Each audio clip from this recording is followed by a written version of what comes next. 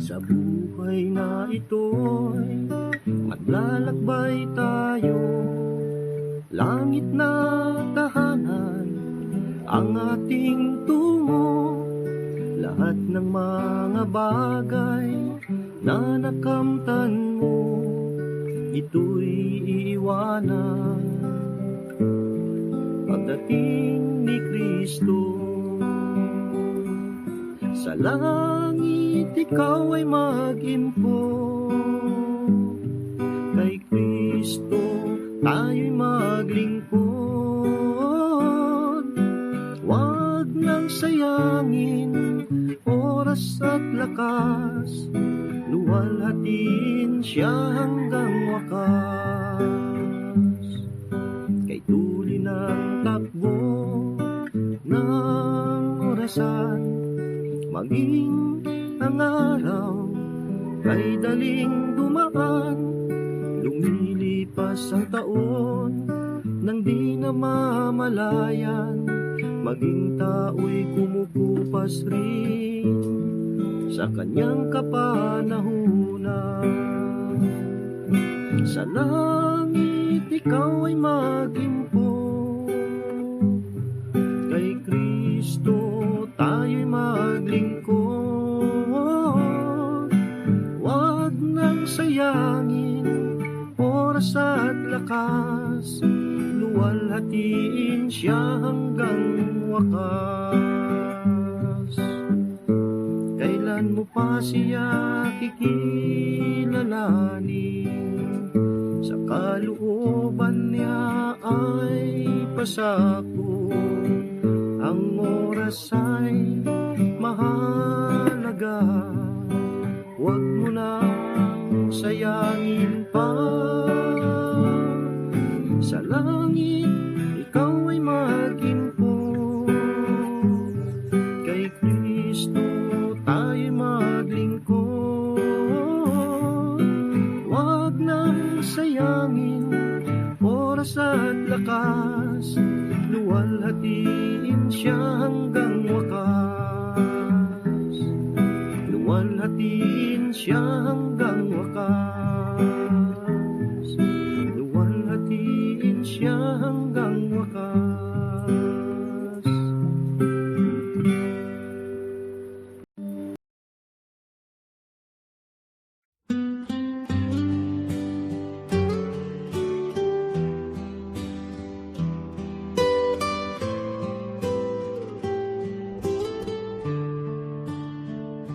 Open the Bible, hear God speak.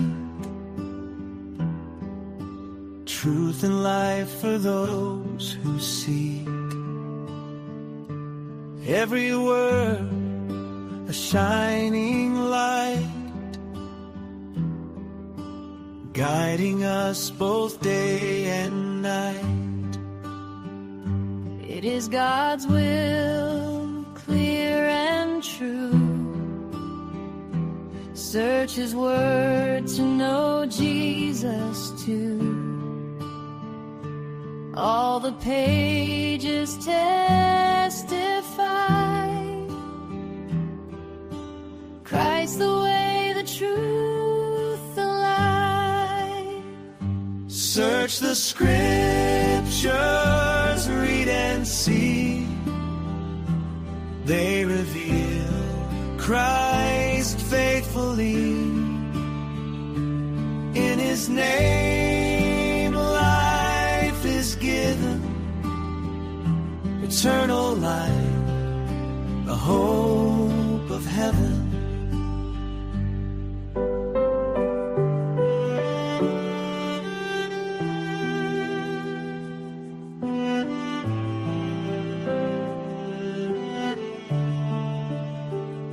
We are just pilgrims passing through. This world is not our final view. God's word our map, His truth our guide. with Jesus walking by our side. Search the Mapagpalang umaga po sa bawat isa. come and see.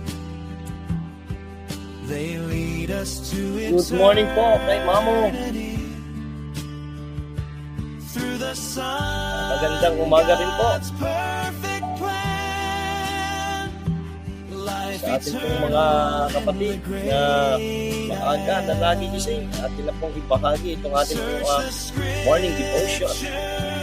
read and see. Share po natin upang mas marami pa ang mabot ng salita ng Diyos. Christ faithfully. In His name, life is given. Eternal life, the hope of heaven.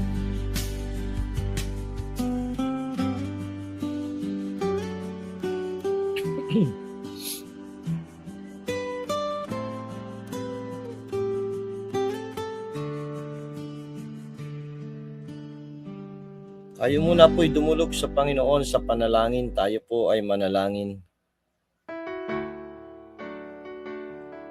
Dakila naming Ama, Diyos na makapangyarihan sa lahat.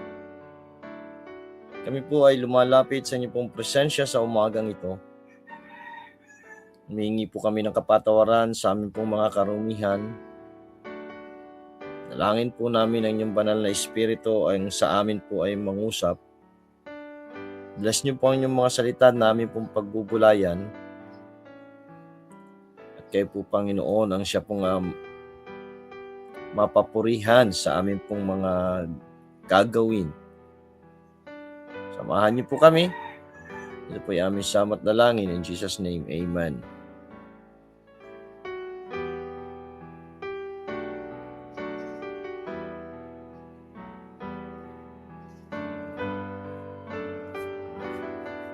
Magandang umaga po kay Preacher Rodel. Sa ating po mga kapatiran, diyan po sa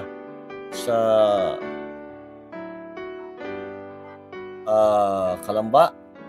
Good morning at maging diyan po sa Bicol, magandang umaga rin.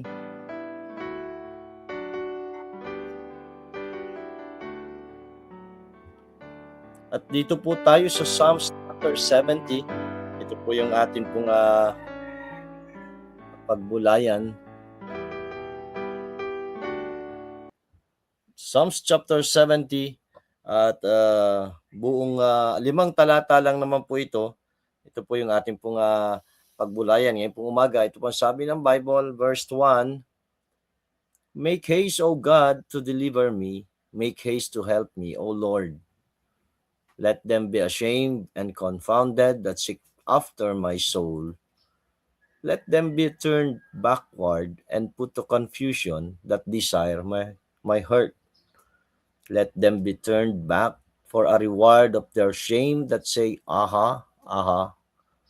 Let all those that seek thee rejoice and be glad in thee. And let such as love thy salvation say continually, Let God be magnified. But I am poor and needy. Make haste unto me, O God. Thou art my help and my deliverer. O Lord, make no tarrying. Ayan, iniisip ko kung bibigyan natin ng title ito yung pag-aaral na ito ay isang salita yung aking naisip yung salitang help. Kasi pag biningnan po natin, binalik-balikan natin dito sa bahaging ito, dito sa chapter na ito ay wala pong ibang wala pong ibang sinasabi si David kundi yung tulong mula sa Panginoon. Magandang umaga po kay Sister Nida, maging kay Sister Edith at Pastor Boyd yan sa Pangil. Ayun po, kaya para bang yung malaking idea na binibigay nito pong chapter na ito ay yung paghingi ni David ng tulong sa Panginoon o yung rescue. Sinasabi niya, rescue niyo po ako. At hindi lang yun, yung pinagmamadali pa niya ang Diyos dito. Sabi niya, make haste, O God. Bakit? Siguro, ay yung kalalagayan na ito ni David ay talagang sabihin natin mabigat para sa kanya. Hindi madali para sa kanya. Kaya gano'n na lamang yung pagmamadali niya na tulungan siya ng Diyos. Para bang sa ganitong sa sitwasyon na meron siya, nasumpungan niya ang kanyang sarili na ando sa sabihin nating extreme na panganib. Itong si David. Kaya gano'n na lamang yung pagmamadali niya na tulungan siya ng Panginoon. Sabi niya, make haste, O God. Nandun po yung extreme na panganib para sa kanya. Kaya sabi ni David, magmadali po kayo, iligtas niyo na po ako. At yung kanyang mga kaaway, yung mga kalaban o umaaway kay David ay talagang hindi lamang sinusubukan na wasakin siya, gibain siya, durugin siya, kundi talagang naandun yung para pang may pangungutya pa kay David. Diba yung mapansin natin yung sinabi doon sa verse 3 na sinasabi sa kanya kay David, sabi niya, let them be turned back for a reward of their shame that say, aha. Diba? Para bang may aasar pa kay David. Imbis na si David ay gumawa ng sarili niyang hakbang para gantihan, bawian o resbakan itong mga kaaway, itong kalaban, itong gumagawa sa kanya ng hindi maganda. Imbis na siya at gamitin niya yung sarili niyang kalakasan, ano pong ginawa niya dito? Imbis na pagtiwalaan niya yung sarili niyang lakas at kakayanan, maging yung kanyang mga kasundaluhan, naandun po yung kanya pong paglapit mismo ay sa Panginoon. Maandun yung pagkatakot pa rin niya sa Panginoon at direkta sa kanyang Diyos. Na-recognize niya yung kanyang kakulangan spiritually at yung kanyang pangangailangan ng tagapagligtas. Alam na din natin na si David ay isa itong mandering warrior ito si David. Kung tutuusin ay kaya talaga niya na bumawi, lumaban, pero hindi yun ang tiningnan niya. Hindi siya nag-rely sa sarili niyang kalakasan, kundi ano pong ginawa niya? Yung pong pagkatakot niya sa kanyang Diyos, ito po yung nanaig sa kanya. Kaya ang ginawa niya ay tumawag sa Panginoon. At dalawa po yung parang kambal itong request ni David. Request niya sa kanya sarili, para sa kanya sarili, at request niya para sa iba. At ito po yan, mapapansin natin itong mga daing ni David dito. Itong kanyang kahilingan dito sa Panginoon. Itong kanyang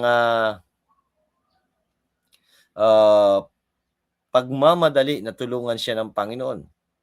Kaya sabi niya, doon sa verse 1, make haste, O God, to deliver me. Make haste to help me, O Lord. Para sinasabihan niya ang kanyang Diyos na magmadali kayo, Panginoon. Magmadali kayo, i-rescue niyo ako. Tulungan niyo ako. Diba? Yung salita niya nga, haste, make haste. Diba? Magmadali kayo at tulungan niyo na ako. Po, minsan, sa ating pong buhay, kapag nanaig sa atin yung pagkilala sa ating sariling kalakasan at hindi sa kalakasan na meron ng ating Diyos, pwedeng tayo ang humakbang, pwedeng tayo ang gumawa, pwedeng tayo ang kumilos doon sa nais natin para sa anumang bagay na nangyayari sa ating paligid. O minsan, kung meron mga tao na hindi maganda yung ang ginagawa sa atin, o may mga umaaway sa iyo, minsan yun ang maiisip natin. Tayo na ang gumawa. Kahit nga minsan sa ating pong panalangin, diba? May mga hinihingi tayo sa ating Panginoon na ang pakiramdam natin minsan ay baka itong gusto ng Panginoon, baka ganito ang kailangan gawin. Para bang gusto natin at tulungan ang ating Diyos doon sa ating hinihingi sa Kanya. Samantalang inilalapit na nga natin sa Kanya.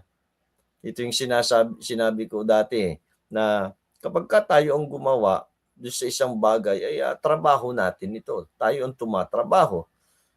Kalakasan natin, kahusayan natin, kagalingan natin, karunungan natin. Pero kapag idinulog natin sa Diyos, pinanalangin na natin sa Panginoon, hindi na tayo ang tumatrabaho nun. Kaya hindi na natin kailangan pa na mag-isip, kung paano natin na hahakbangan at gagawin, kundi hayaan natin ang Diyos ang kumilos. Hayaan natin ang Diyos ang gumawa. Para sa buhay ng tao, hindi natin kayang baguhin ang sinuman, hindi natin kayang baguhin ang kanilang puso, ang kanilang kaisipan. Pero kung ilalapit natin sila sa Diyos, ipapanalangin natin sila sa Panginoon, ibibigay natin sa Panginoon ang pagkilos sa kanilang mga puso, kayang baguhin ng Diyos.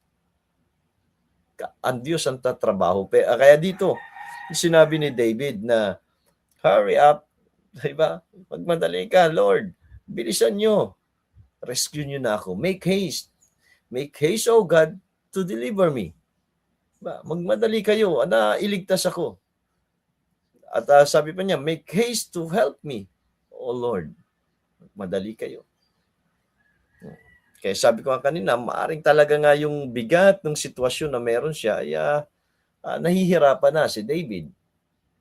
Kaya mismo nga, para bang inuutusan na niya dito ang Panginoon. Pero alam po, hindi ito Hindi niya inuutusan dito ang Diyos. Gusto lamang niya na makita na agad yung pagkilos ng Diyos. Dahil sa kanyang kalalagayan, siya ay nahihirapan at nabibigatan. Verse 2. Yeah, let them be ashamed and confounded that seek after my soul. Let them be turned backward and put to confusion that desire my hurt. Let them be turned back for a reward of their shame that say, aha, aha. Ano ni David dito sa verse 2 and verse 3, sinasabi niya na itong mga taong ito na may masama na hangarin laban sa akin.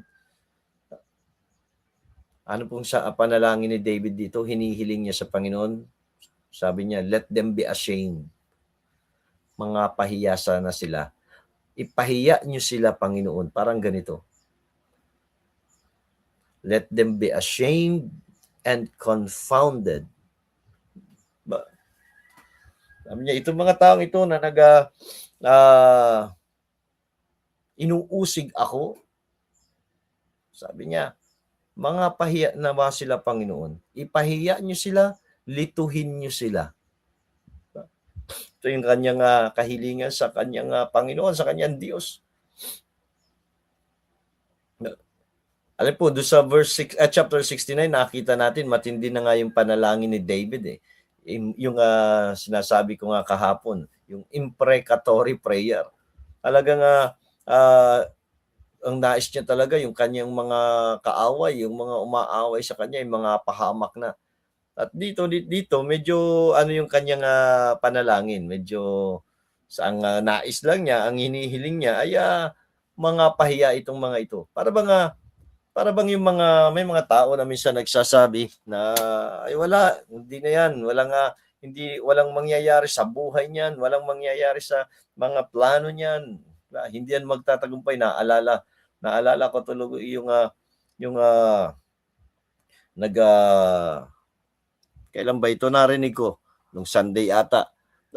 Yung may unang mga nakaraan pa na yung pagpunta ni Pastor June sa anong tawag nito? Sa Italy ay may mga tao na nagsasabi daw na hindi na makakabalik. Alam po, parang ganito yung ginawa. Parang ganito yung ginawa ng Diyos at nais ni David na gawin ng Diyos. Ipahiya sila. Diba? May mga tao na hindi maganda yung sinasabi. Diba? Para bang may mga curse pa na, ay wala na yan, hindi yan magiging matagumpay, walang mangyayari sa kanyang mga ginagawa sa kanyang buhay. Pero dito, ano po sabi ni David? Ipahiya niyo po sila, Panginoon. At lituhin niyo sila. Yeah. Ngayon ay si Pastor Jun ay nakabalik ng Italy, ay dinapahiya sila sa kanilang mga sinasabi dati. At ito po yan, sinabi ni David, let them be ashamed and confounded that seek after my soul. Sila na nagsisiusig sa aking kaluluwa. Lituhin niyo po sila, Panginoon. Ipahiya niyo sila. Ganito rin po sa atin. Kung tayo, humaharap din sa ganitong mga sitwasyon at may mga tao na hindi maganda yung pakitungo, ginagawa sa iyo, hindi na natin kailangan na tayo pang magplano, mag-isip, paano ba natin ito gagantihan? Hindi na. Atin pong ilapit sa Panginoon. Hayaan natin ang Diyos ang gumawa. Kahit hindi na natin sabihin na ipahiya niyo sila, Panginoon, kayang ipahiya ng Diyos. Sawayin niyo po sila, Panginoon, kayang sawayin ng Diyos. Ilapit lang natin, Panginoon. Kayo pong nakakaalam ng aking puso, kayo pong nakababatid ng tunay na kalalagayan ko. Kayo pong may kakayanan. Diba? Kaya ito po yan para bang itong bahaging ito, pinapakita ni David kung gaano niya pinagkakatiwalaan ang kanyang Diyos. Kung tayo tatanungin, gaano ba natin pinagkakatiwalaan din ang atin pong Diyos? Madalas sinasabi natin nananampalataya tayo, madalas sinasabi natin by faith. Madalas sinasabi natin na minsan ang galing din natin mag-encourage sa iba na pag-pray lang natin yan, pag-pray mo lang yan, di ba? Pero kapag tayo minsan ang naandun sa pangit na sitwasyon, minsan hindi natin naiisip yung mga naipapayo natin sa kanila na pag-pray. Minsan ang naiisip natin ay tayo ang gagawa, tayo ang kikilos, tayo ang magpaplano. Kaya dito si David, bagamat na andun yung pagmamadali niya na iligtas siya ng Diyos, tulungan siya ng Panginoon, pero naandun yung kanyang ng kanya pong pagtitiwala sa kanya pong Panginoon. At sana sa atin din, ganito rin po tayo bilang mga anak ng Diyos. Sabi niya, let them be turned backward and put to confusion that desire my heart. Ba? Sinasabi ni David ay tumangagsi-talikod nawa na sila. Umatras na sila. Sila na nagiging masaya sa aking kapahamakan. Alam po, may mga tao talaga na minsan para bang hinahangad na mapahamak yung kanyang kapwa. Hinaghahangad na hinihintay na bumagsak ka. May mga ganon. Kasi alam niyo po kung bakit. Bakit minsan may mga tao na hinihintay kang bumagsak, hinihintay tayo na sabihin natin mag-fail dun sa ating pong mga hinahangad o ginagawa para sa ating Panginoon. Kasi para sa kanila, ay katagumpayan nila yon. Pero dito po, dahil tayo anak ng Diyos, alam natin walang mga bagay sa ating pong buhay na hindi dumaan sa kapahintulutan ng Panginoon. At lahat yon ay may layunin ng Diyos. Kung tayo man ay bumagsak, tayo man ay nagkamali, tayo man ay sabihin natin pumalpak yung ating mga plano, bahagi yan ng plano ng Diyos para maipakita ang kanyang kapangyarihan, ang kanyang biyaya sa atin. Kaya sabi niya, let them be turned back for a reward of their shame that say, aha. Sabi ni David, nawa sila ay magsitalikod dahil sa kanilang kahihiyan. Ito po yung naging bahagi nitong panalangin ni David sa Panginoon. Verse 4, let all those that seek thee rejoice and be glad in thee, and let such as love thy salvation say continually, let God be magnified. Doon sa verse 2 and verse 3, panalangin ni David sa iba, doon sa kanyang, sa mga, sabihin natin, mga bad guys, mga umaaway sa kanya, mga kalaban niya, panalangin niya na mapahiya sila, mangalito sila, magsitalikod sila, umatras na sila sa kanila dahil sa kanilang ginagawa at sila yung mga mapahiya. Pero pagdating doon sa verse 4, iba na yung naging tema ng panalangin ni David. Hindi na para doon sa mga masasamang tao, kundi para na dito sa mga mabubuting tao, dito sa mga matuwid, para na sa mga sa atin, na mga anak ng Diyos, para sa mga nananampalataya sa Diyos. Ang sabi niya, let all those that seek thee rejoice and be glad in thee. Magkaroon ng kagalakan at matuwa itong mga tao na nagsisihanap talaga sa iyo. Kaya nga, kung maalala niyo po yung sinabi ng Panginoong Jesucristo sa Matthew chapter 6 verse 33, memorize ng karamihan. Yung sinasabi niya na seek ye first the kingdom of God and His righteousness, and all these things shall be added unto you. Alam po, kapag inuuna natin ang Panginoon, ito lang naman kagaya ng sabi ni David, kagaya ng panalangin ni David, magalak at matuwa yung mga nagsisihanap sa inyo. Alam po, kapag tayo ay inuuna natin na hanapin ang Diyos sa ating pong buhay, kung tayo ay maaga pa ay hinahanap na natin ang Panginoon, inuuna na natin ang Panginoon, naglalagay siya ng kagalakan sa ating puso. Diba? Kasi ano pong tinuturing dito tinutukoy dito, pinapakita dito na yung mga tao na inuuna nila, hinahanap nila ang Panginoon sa kanila pong mga buhay, ay tinuturing ito ng Biblia na mga matuwid. At kung tayo po ay talagang anak ng Diyos, ito ang sabi ng Bible, diba? Tayo yung mga saints, ay dapat tayo po yung ganun din, tayo po yung humahanap, inuuna ang Panginoon sa ating pong buhay.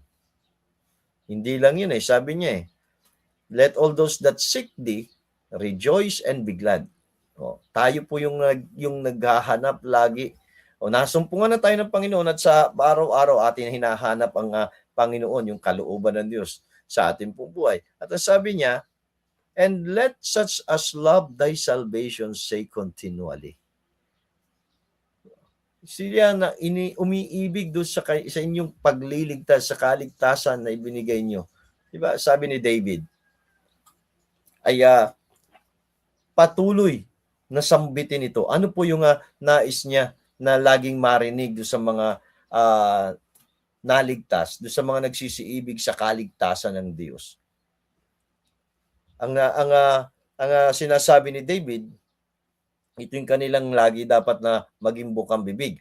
Let God be magnified. Dakilain ang Diyos, itaas ang Diyos, papurihan ng Diyos, luwalhatiin ng Diyos, pasalamatan ng Diyos. Kaya alam po, ito dapat yung nakikita sa atin ng mga anak ng Diyos. Ano po? Yung naitataas natin ang Diyos sa ating pong buhay. Napapapurihan natin ang Diyos sa anumang ating ginagawa.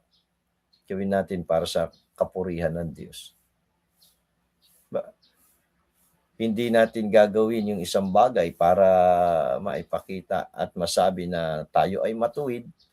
Ginagawa natin para ma-magnified ang pangalan ng ating Panginoon. Para maitaas ang pangalan ng ating Panginoon. Para maluwalhati yung pangalan ng ating Panginoon. Kaya kung may mga oportunidad na maging masaya para sa Panginoon, hindi para lamang ma-enjoy yung bagay-bagay, kundi para maitaas ang Panginoon sa atin pong buhay. Gawin natin. Opportunity to praise God continually. Gawin natin. Let God be magnified. Diba? Gawin natin. Yung ating pong ginagawa, kung tayo man ay nasa workplace, isipin natin, ito yung opportunity na binigay ng Panginoon para ma-magnify siya. Paghusayan na natin. ibigay na natin yung buong kagalingan at humingi na tayo ng biyaya at kalakasan sa Panginoon para mapaghusay natin yung ating ginagawa sa trabaho. Hindi para tayo ay ma-promote, hindi para tayo ay ma-increase ng ating salary, kundi ano po, para ma-magnified ang pangalan ng Panginoon. Lalo na kung sinabi natin na ay Kristiyano po ako. Diba? Lalo na't sinasabi na alam nila na tayo ay anak ng Diyos. Diba? Papakilala natin, Christian po kami, Baptist po kami. Di, paghusayan na natin. Kaysa naman sa, ganito pala yung mga Kristiyano, ganito pala yung mga Baptist. Diba? Let God be magnified.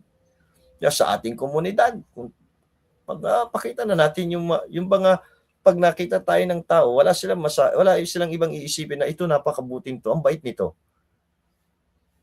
Diba? Kaysa naman kapag nakita tayo ng ating mga kapitbahay, sasabihin na sama ng ugali niyan. Christian pa yan. Diba? Ang pangit. Hindi na ma-magnified ang pangalan ng Panginoon. Kaya dito, sabi ni David dito, let all those that seek thee rejoice and be glad in thee. Maging masaya sa inyo. Let such as love thy salvation say continually, let God be magnified. Yung sa mga estudyante na pumapasok, bakit paghuhusayan nyo yung pag-aaral? Hindi para kayo ay maging honor, kundi para maitaas ang pangalan ng Panginoon. Diba?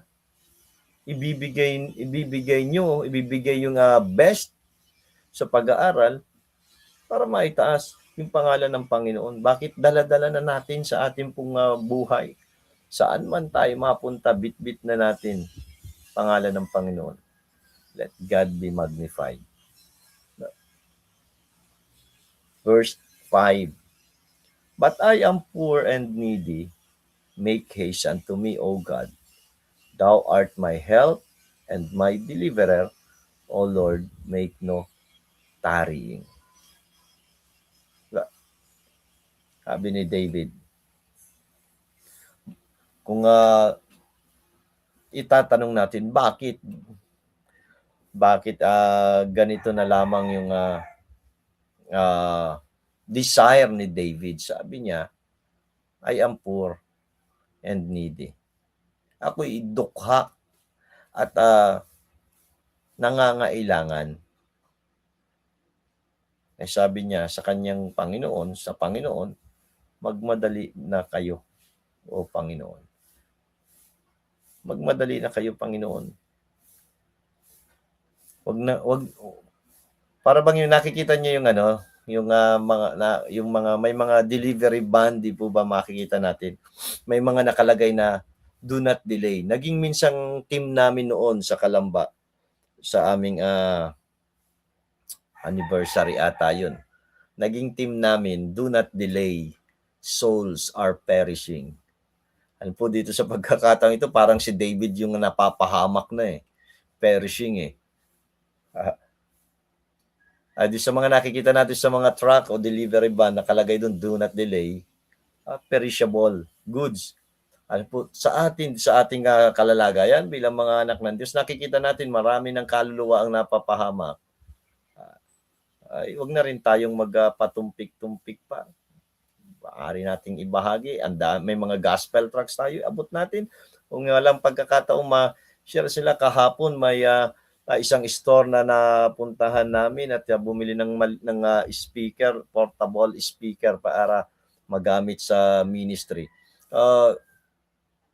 Sabi ko doon sa naabutan namin ng mga babasahin, yung mga sales lady, sabi namin baka pwedeng makapag-request sa may-ari nitong store, sa inyong boss, na mag-share ng gospel kahit once a week. Ipapaalam daw nila. Kaya sama natin sa panalangin. Sana maging totoo yung sinabi ng pinaka-manager hapon na ipaalam nila sa kanilang boss.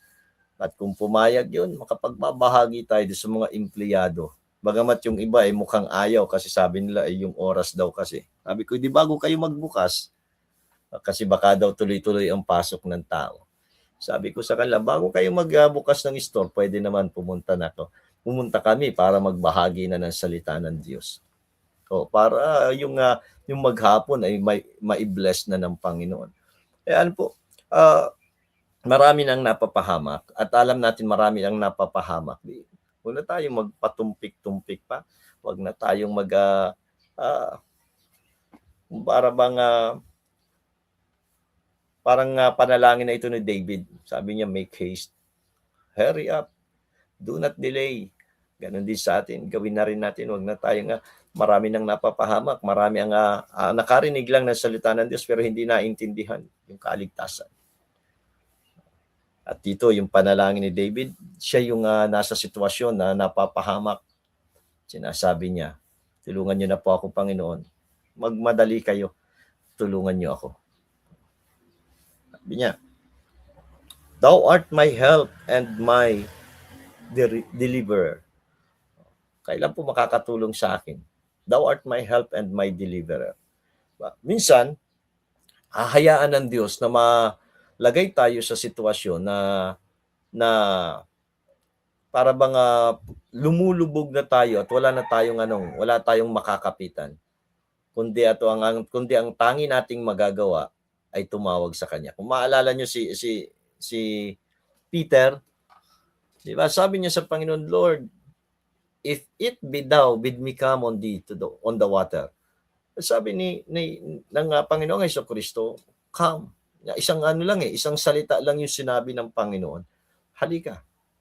Ang pahayag ni Pedro, kung gusto niyo po, kung luluubin niyo, pwede po akong pumunta diyan sa inyo sa ibabaw ng tubig. Sagot ng Panginoon, halika. At nang narinig ni Pedro yung tinig ng Panginoon na may pahintulot na lumapit siya, humakbang si Pedro palabas sa kanyang bangka at naglakad sa ibabaw ng tubig. Pero sa pagkakataong iyon, nung nakita niya yung malalaking alon, naramdaman niya yung hangin na malakas, nagdahan-dahan siyang lumubog. Nagsimula na siyang lumubog. At nung siya lumulubog na, wala siyang ibang makakapitan. Alam po, sinabi lang niya, Lord, save me. Lord, save me. At ganito rin po. Minsan, ipapahintulot ng Diyos na malagay tayo sa sitwasyon na kagaya ni Pedro, na tayo ay lumulubog at wala tayong ibang magagawa o masasambit na kundi ang Lord, save me. Yun po yung nagpapakita na si Pedro, mangingisda siya, alam natin na marunong yan lumangoy. Pero alam po, hindi na niya tiningnan yung kanyang kakayanan, hindi na niya tiningnan yung kanyang kagalingan, kahusayan, kundi ang tiningnan niya ay ang kapangyarihan ng kanyang Diyos. Ganito rin si David. Warrior siya, kaya niyang lumaban dito sa mga kalabang ito, kaya niyang gumanti dito sa mga taong gumagawa sa kanya, pinapahiya siya. Pero hindi na niya tiningnan yung kanyang kakayanan, kundi ang tiningnan niya ay yung kalakasan na meron ang kanyang Diyos. Kaya sabi niya, magmadali po kay Panginoon, iligtas niyo po ako. Na kung tutusin, kaya naman ni David Kaya niyang maligtas. Kaya niyang talunin yung kalaban. Napatunayan na niya yung kanyang sarili kung paano nung bata pa siya, napatay niya yung leon, napatay niya yung oso, napatay niya si Goliath. Marami nagdala siya ng 200 na foreskin ng mga Philistine. Napatunayan na niya yung sarili niya sa labanan. Pero sa kabila noon, mas kinilala pa rin niya ang kalakasan ng kanyang Diyos. Hindi yung sarili niya. Alpo, ganito rin po sa atin. Aduman yung ating mga napagdaanan at nakita na natin, kaya natin. Kung tayo man ay nandun sa sitwasyon na sa tingin natin, kayang-kaya natin ito, alam po, mas pagtiwalaan natin ang kapangyarihan ng ating Diyos. Kagaya ng ginawa ni David. Sabi niya, I am poor and needy. Make haste unto me, O God, thou art my help and my deliverer. O Lord, make no tarrying. Huwag na kayong magluwat. Para bang nais ni David na mas makita pa ulit paano kumilos ang Diyos. Makita pa ulit kung paano gumawa ang Diyos. Makita ulit kung paano yung kapangyarihan ng Diyos ay maganap sa kanyang buhay. Kaya tayo, sabi ko nga kanina, pwede tayong malagay sa ganito ring sitwasyon kagaya ni David. Ito po'y paalaala sa atin. Ano pong gagawin natin? tumawag lang sa Panginoon. Tumawag lang sa Panginoon. At makita natin yung paggawa ng Diyos, pagkilos ng Diyos, yung kapangyarihan ng Diyos at biyaya ng Diyos. Tayo po'y manalangin. Panginoon, kami po ay nagpapasalamat sa inyo pong mga salita. Ito po'y paalaala sa amin bilang inyong mga anak. Maraming mga bagay ang pwede pa naming kaharapin sa buhay na ito. Pero kayo po ay nariyan at hindi nyo kami iniiwan at pinapabayaan dahil ito po ang inyo pong pinangako. Hindi kami iiwan, ipababayaan. Minsan nga lang nangyayari, Panginoon, na kapag dumarating kami sa sitwasyon, sa punto na kami nabibigatan, ang naiisip namin ay yung sarili naming plano. Kami kumikilos at gumagawa sa sarili naming kahusayan at kalakasan. Nakakalimutan namin na meron kaming Diyos na makapangyarihan sa lahat. Meron kaming Diyos na nalalaman ang lahat ng bagay. Meron kaming Diyos na amin pong malalapitan na kung saan siya po ang magliligtas sa amin sa mga pangit na sitwasyon at kondisyon, Panginoon. Patawad po sa amin pong mga pagkukulang at pagkakamali. At dalangin po namin na nawa sa lahat ng pangyayari sa amin pong mga buhay ay ito po ay magamit namin para kayo, Panginoon, ay ma-magnified sa lahat ng aming ginagawa. Ito po ay maging magamit, Panginoon, upang kayo po ay maitaas at mapapurihan. Kung kami man ay nagtatrabaho, naghahanap buhay, nagninegosyo, pumapasok sa mga estudyante na pumapasok sa paaralan, ito po ay magamit para kayo po ay ma-magnified, Panginoon, at hindi kami. Kagaya ng sinabi ni Juan Bautista, Panginoon, na siya ay mababa at kayo ang maitaas. Tulungan niyo po kami, Panginoon, dahil kung sa sarili lang namin, di po namin ito kaya. Minsan ay umiiral ang aming pong laman. Dalangin po namin na patuloy niyo kaming paalalahanan sa bawat araw sa amin pong mga buhay. Dalangin ko rin po ang inyong pong mga anak sa maghapong ito ay inyo pong gabayan, ingatan, Panginoon, at kayo rin po, Panginoon, ang siyang maitaas sa kanila pong mga buhay. Sa mga may suliranin, ipakita niyo po yung tamang solusyon sa kanila pong mga suliranin na kinakaharap. Kung paano po pinakita niyo kay Moses noon yung puno na siyang makapagbibigay lunas doon sa mapait na tubig, ay ipakita niyo rin po sa inyong mga anak ang tamang solusyon sa anumang suliranin na meron sila. Sa may mga karamdaman naming mga kapatid, Panginoon, inyo pong hipuin ang kanilang mga pisikal na karamdaman. Alam po namin na walang mahusay na manggagamot kundi kayo, Panginoon. At kami po yung magtitiwala sa inyo pong kapangyarihan. Dalangin ko po ang biyaya para sa inyo pong mga anak na may karamdaman, Panginoon. Kung hindi nyo man ito ay pawiin o pagalingin, ay alam po namin na naandyan ang biyaya nyo, kagaya ng binigay nyo kay Apostol Pablo, Panginoon. Ganon din po na inlalapit namin sa mga kapatid namin na nagbibiyahe, pumapasok sa trabaho. Ingatan sila, Panginoon. Bless nyo po ang kanila pong mga trabaho, ang kanilang mga buhay, Panginoon, at sila ay maging magsilbing ilaw sa trabaho nila, Panginoon, lalo doon sa mga tao na wala pa sa inyo. Dalangin din po namin, Panginoon, ang inyong mga lingkod, mga kapastoran na inyong ginagamit sa ministeryo, mga misyonero, Panginoon, na humahayo at ipinapahayag ang inyo pong ebanghelyo. Pagpalain niyo po ang kanila pong mga buhay, ang kanilang mga pamilya, ang kanilang kalusugan, ay inyo pong ingatan, Panginoon. At dalangin din po namin patuloy ang aming pong bansa sa mga pinahintulot nyo na maluklok sa panunungkulan mula sa aming presidente hanggang sa pinakamababang sangay ng gobyerno, Panginoon, na namumuno, ay kayo po, Panginoon, ang siya pong gumawa sa kanila pong mga puso at buhay, Panginoon. Nawa sila ay maabot ng inyong salita, nawa sila ay makakilala sa inyo, Panginoon, at pangunahan niyo po, Panginoon, ang aming pong bayan. Kayo rin po magpaunlad sa ekonomiya at kayo po magbigay ng kapayapaan sa aming pong bayan, Panginoon, at anumang suliranin ng aming bansa ay tulungan niyo po ang mga namiminuno sa amin upang kanila pong masolusyonan, Panginoon. Salamat po at pinagkakatiwala po namin sa inyo ang buong maghapong ito. Samahan niyo po kami at pangunahan at kayo po nawaan siyang maitaas sa aming pong mga buhay at patutuo. Ang lahat ng ito ay aming samat dalangin sa matamis na pangalan ng aming Panginoon at tagapagligtas, Panginoong Hesukristo.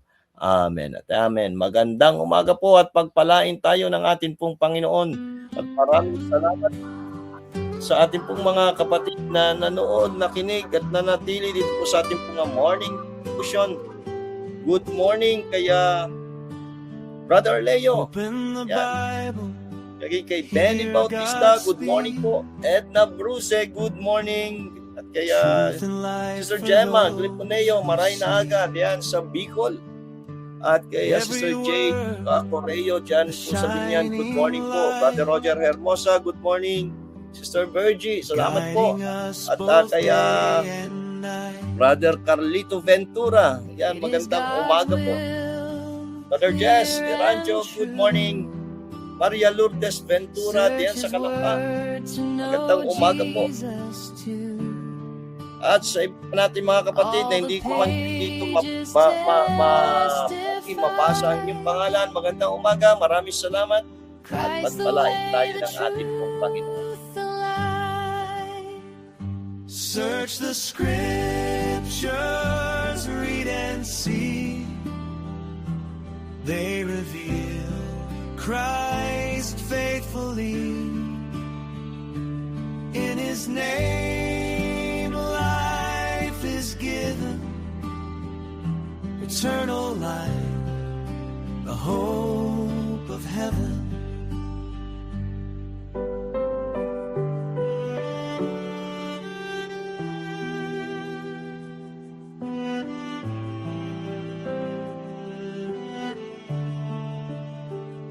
We are just pilgrims passing through.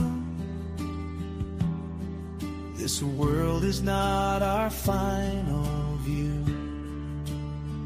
God's word our map, His truth our guide. With Jesus walking by our side. Search the scriptures, come and see. They lead us to eternity. Through the Son, God's perfect plan. Life eternal in the great I am. Search the scriptures.